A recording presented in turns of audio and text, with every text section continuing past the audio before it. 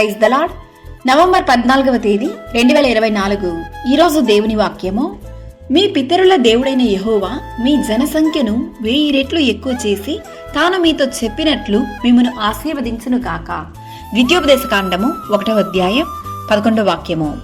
అవును క్రీస్తునందు ప్రియులారా, మీ పితరులైన అబ్రహాము, ఇస్సాకు, యాకోబులను వారి తరువాత వారి సంతానమునకు ఇచ్చేదనని నేను ప్రమాణము చేసిన దేశమును స్వాధీనపరచుకొనుడి అని దేవుని వాక్యం సెలవిస్తుంది.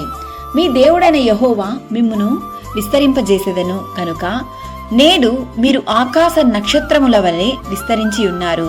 యెహోవా నిన్ను నడిపించిన మార్గమంతటిని జ్ఞాపకము చేసుకునము.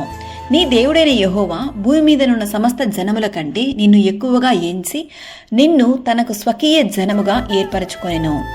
నీ దేవుడైన యెహోవా నీ రాబడి అంతటిలోనూ నీ చేతి పనులన్నిటిలోనూ నిన్ను ఆశీర్వదించి దీవించునుగాక. అబ్రహాము, ఇసాకు, యాకోబు దేవునికి లోబడి ఆయన ఆజ్ఞలను కట్టడలను గైకొని దేవుని యందు భయభక్తులు కలిగి జీవించెను.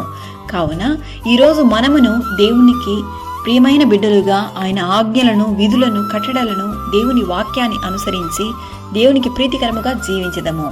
ఈరోజే దేవునికి మనందరినీ మనం దేవునికి సమర్పించుకునేదము. దేవుడు నిన్ను ఆశీర్వదించి దీవించును గాక. ఆమెన్. God bless you.